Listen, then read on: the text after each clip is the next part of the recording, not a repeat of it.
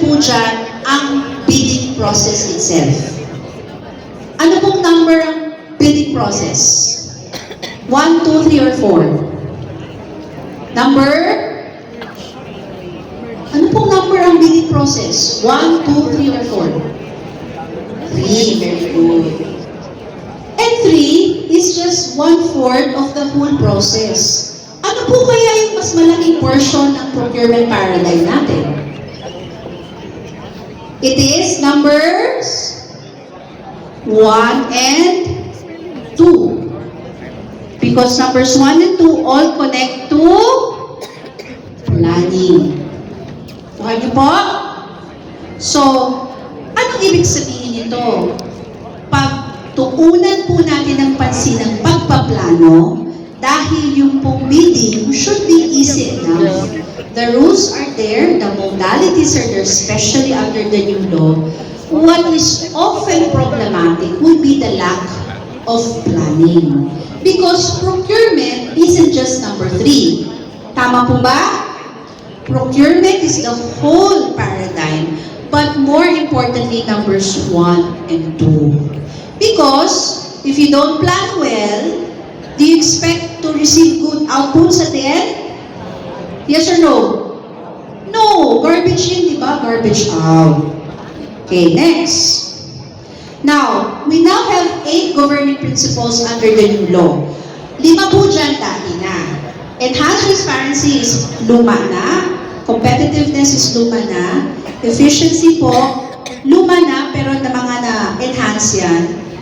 Accountability, luma na rin yan. Participatory procurement used to be called public monitoring. Dati na rin po. Ang mga bago ay proportionality, professionalism, and sustainability. I will explain the 3 as we move along. Okay? I just want to emphasize some important points sa 5 luma na or dati na. For instance po, enhanced accountability. A lot of people think na pag binasa nyo yung bagong provision ng accountability, anong nawala? Dati sa 9184 merong civil and criminal liability. Okay? Sa 12009, ano na lang po ang meron? Or ano ang nawala? Criminal ay nawala. Civil na lang. Does it mean wala na pong pwedeng makulong sa violation ng procurement? Yun po ba yung ibig sabihin nun? And what was the reason behind this? The reason behind this is this. Number 1, when we ask COA, Ombudsman, and Sandigan Bayan, anong ginagamit nila to prosecute offenders of 9184? What was the answer? Is it 9184? No. Ano pong ginagamit nilang batas to prosecute criminally? RA 3019, the Anti-Graft and Corrupt Practices Act. Ano ibig sabihin nun? Sabi ng COA, Ombudsman and Sandigan Bayan, while may criminal liability sa 9184, we never use it. Kasi meron din naman sa 3019 at masanay kami doon. Mas detalyado yung grounds and provisions doon kesa sa 9184. So yun po yung unang reason. Pangalawang reason, nagkakaroon po kasi ng risk aversion ng mga tao na maging miyembro or makasali sa BAC. Tama? Tama? Kasi iniisip nila, by being a mere member or being part of the BAC proceedings, pwede ka nang makasuhan. Tama po ba ako? Sino po sa inyo excited maging BAC member? Sino po yung nag-volunteer na maging BAC member? Wala. Ang laki po ng takot natin because marami pong misconceptions. In fact, this is a true story. Meron pong lumapit sa akin, asking for help. Sabi niya, ma'am, nakasuhan po kami, LGU to. Okay? Nakasuhan po kami sa BAC. Ano pong gagawin ko? Sabi ko, all you have to do is to answer the charge. Kung ano man yun. Kung wala ka namang ginawang mali, sabihin mo wala kang ginawang mali. Ito lang yung ginawa mo. Kung sinunod mo naman yung batas at yung mga panuntunan, sabihin mo, you follow the law and the rules. Okay? So I asked her, babae po ito, ano bang ginawa mo? Would you guess kung ano ang participation niya sa back? Would you guess? Ma'am, nag-lead lang naman ako ng prayer ng back meeting. Nandun ako sa attendance. This is a true story. And that's why there's risk aversion. So ano po ang ating moral of the story? Huwag na po kayong magpa-prayer sa back. Nandadamay pa kayo ng taong inosente. Pero mo, kung hindi siya nag-lead ng prayer, dapat wala siyang kaso. And I said, bakit naman ganun yung auditor ninyo? Bakit naman ganun yung auditor? Nag-lead ka lang ng prayer, ay lahat daw po nang nasa attendance, sinama. Okay? Kaya yung mga iilan sa inyo, nasali ng sali sa back. Where do you therefore publish? Under 12009? Saan niyo po ipapublish? Philjeps, very good. Website ng agency. Ano pa? Saan po? Alam niyo ba na if you have social media, you also should post sa social media? Okay. Social media ng school, wag ng principal, ha? Social media ng SDO, hindi ni SDS. Okay? The fourth one. What's the fourth one? The very basic one. Posting sa... Saan po nagpo-post? Bago pa ang website, bago pa ang Philjeps. Sa posting in a suspicious place in the premise of the procuring entity. Bakit suspicious? Conspicuous po yun. Baka mali ang maisagot nyo. Conspicuous. Bakit po sinabi suspicious? Kasi, although, sa mga na-visit kong school, very good naman. May isa lang ata ako na-visit na suspicious siya. Bakit suspicious? Yung bulletin board, nasa ilalim ng hagdan, katabi ng CR. Kaya suspicious. Dapat po, nakikita natin ng agad-agad ang ating bulletin board. So sa mga school heads, ha, kapag po nakatago ang bulletin board, ilabas-labas natin. Okay? Baka nasa second floor pa yan, nakatago sa likod. It has to be in a conspicuous place, hindi suspicious. Okay? Next. Key concept. Ano po ang ibig sabihin ng ABC? Ayan.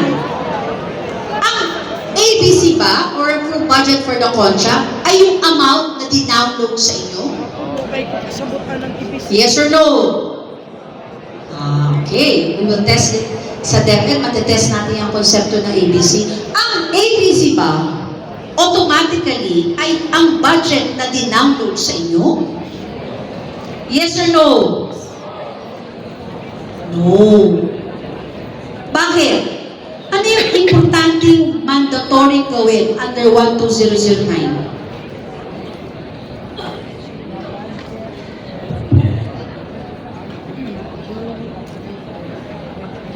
Market scoping. So, ang ABC, hindi yung automatic na dinownload sa inyo. Dapat nagmamarket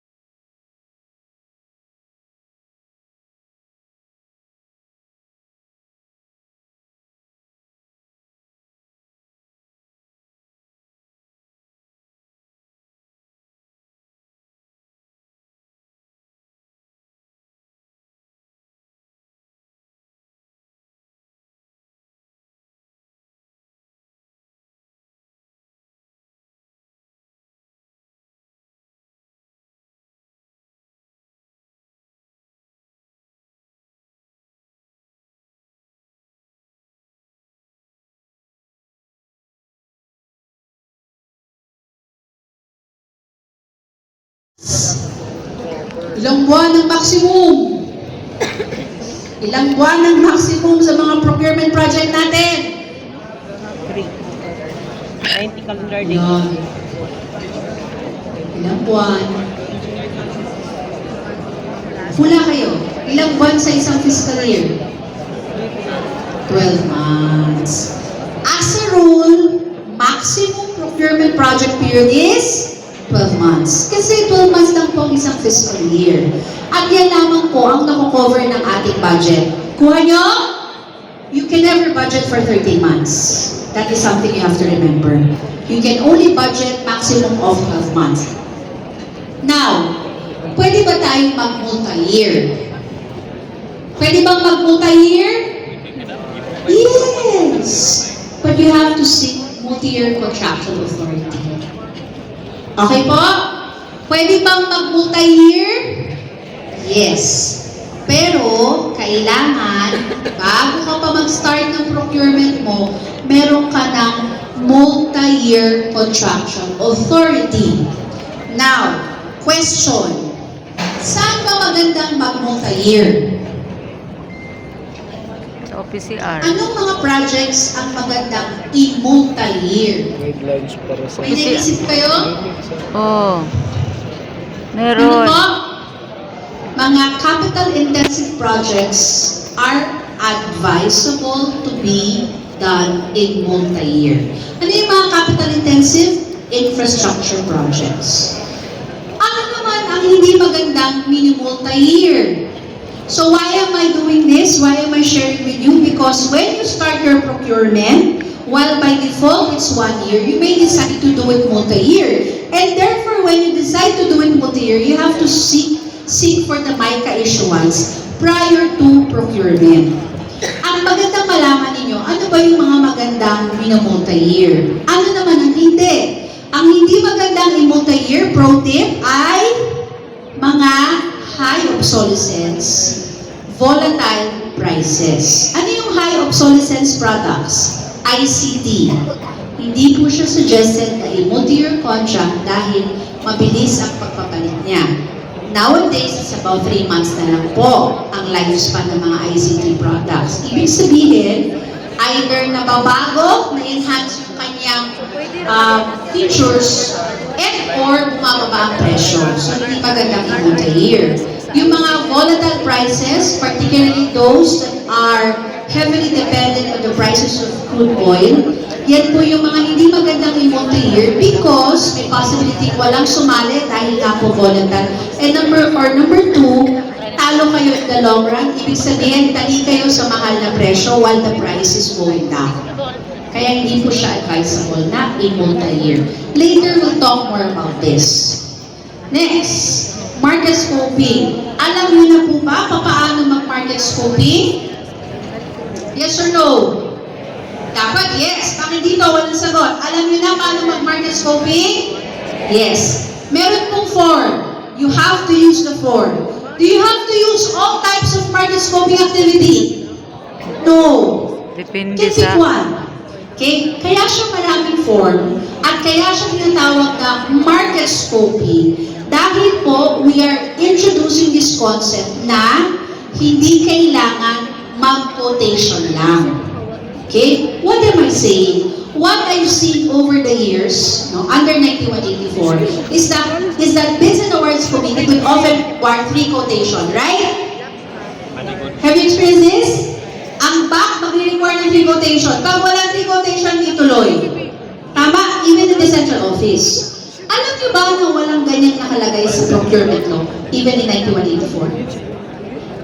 Wala. The only provision that requires 3 quotation would be what? Sa COA. Anong nire-require ng COA? Kapag? Sa petty cash ata, no? Sa petty cash ba yung sa COA?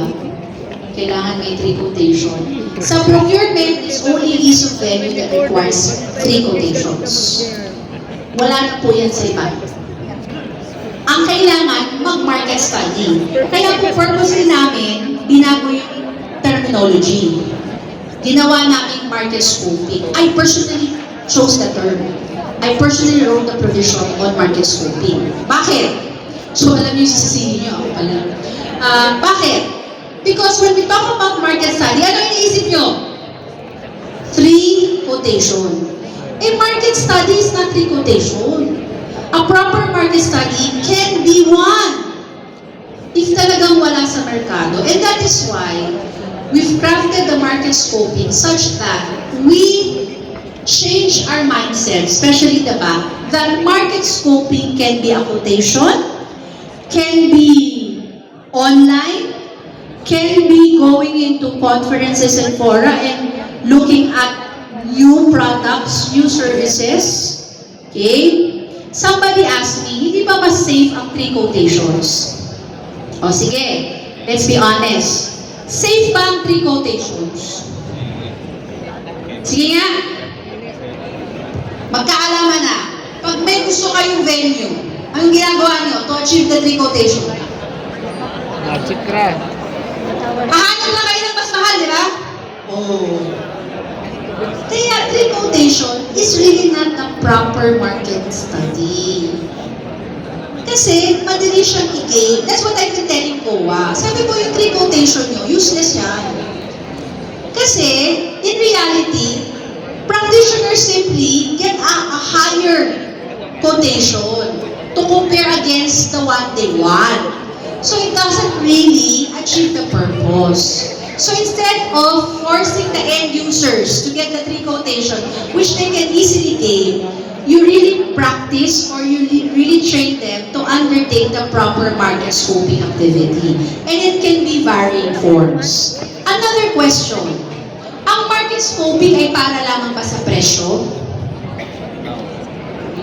Is it just about the price? No. What else? Remember my example about the air conditioning unit and electrical engineer? What is it about? More than the price, what are you trying to achieve with market scoping? Consultation. Quality? What is it that you want to know? Number 1, anong available sa market? Okay? More than the price, anong available sa market? Number 2, anong mga industry practices? Anong ibig sabihin ng industry practice? Sa hotels and venue, anong industry practice? You pay half, right? You need to understand that industry practice. What else? You need to know if there are needed, what? Preparatory or post-procurement requirement. May kailangan kang gawin beforehand. Diba? May bibili kang medical equipment. Kailangan malaman mo, meron bang specialized na requirement kung saan mo siya i-store? Kuha nyo? Kasi baka mamaya, palagay nyo lang siya sa anywhere in your office. Kailangan pala yan ng temperature control, location. Kuha ninyo? Baka fourth item na kailangan nyo malaman, baka meron kayong lead time na kinakailangan. Bakit? Baka yung buwan na bibili kayo, peak sa industry. Diba? Naalala ko, when we were doing planning of procurement last December, the program owner wanted December delivery.